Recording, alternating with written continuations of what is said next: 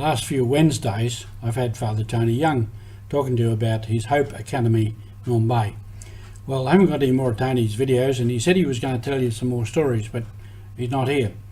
And after he did the last one, there was a bit of a gap, and he got on a plane and he went back to Papua, where he is now.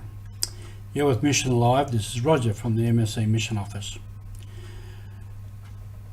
I'll tell you a little story about Mumbai, where Tony has been working for most of his life. It was in the war when the Japanese came. The superior at the time evacuated everybody out to Port Moresby, then out to Australia. And that's another whole story that I must remember to tell you also. One priest stayed behind, Father Barney Baldwin. He was a big, strong man, and he had a boat, a little boat. And so he kept moving around Mumbai, checking on mission stations and just trying to keep things alive.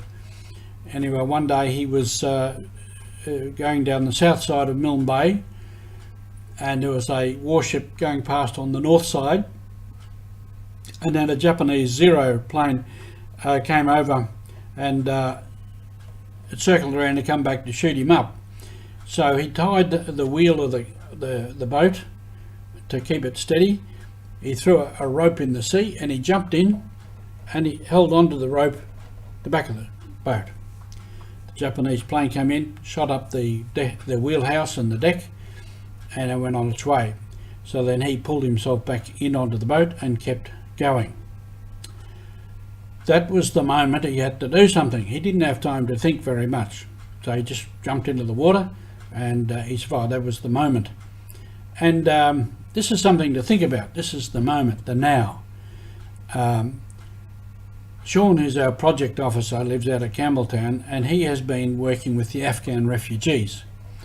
And his first contact, he and one of the ladies from the parish took some food and contacted some people, and it's gone on from there. And many other people are now acting, and they've got clothes and they've got money, and shouldn't give it all away now. We might need it later. And Sean said, no, now is when the people need it, and it's been given for now, and the people need it. We don't keep it. If we run out, we run out. It's finished. But if the need is still there, there will be money, there will be goods, there will be clothes. So now is the time.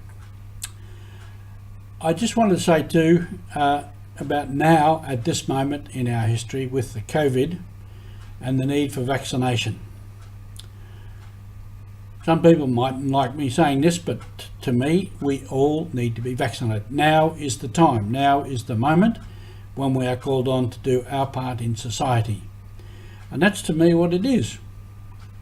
It's our duty to protect everybody in society. I can say it's my right. It's my right. But, okay, you can exercise your right and risk dying of COVID, but you can't risk my life. So we have a duty to each other, we have a duty to society. We can't drive a car without a license. We can't drive on the right-hand side of the road.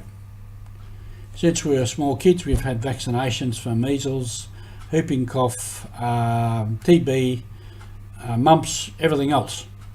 And we think nothing of it. We get the flu shot every year. So I don't know what the problem is in getting the vaccination shot for COVID. It's simple to me. Now is the moment when we need to step up and protect ourselves and protect the whole of society, and hopefully finish with this thing. And there's many other moments like that of now. Just the other day, one of our priests had a difficulty in the dining room because he's had an operation on his hand, and I could have helped him with something, and I missed the moment. I missed the moment of now. I could help him. It would have only had to say something. It would have taken me 2 minutes. Anyway, I missed it. It was gone. So we can miss the opportunity. Some people, a lot of the charismatic people would call that the divine appointment.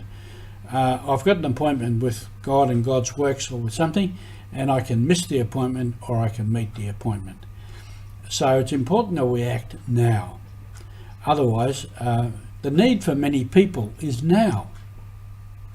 Can't say, oh, we'll give you something next week or in 3 weeks' time. Now is the time.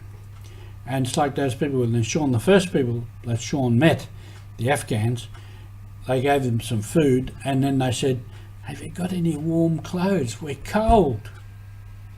And Paul Bucker said, jumped on a plane in Kabul with nothing with them but what they had on, and they get here and they're cold. So now is the moment, and we shouldn't miss that moment.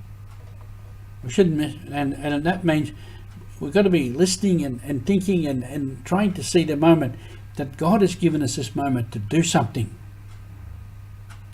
and we can act now. Thanks for being with us on our mission to proclaim the good news.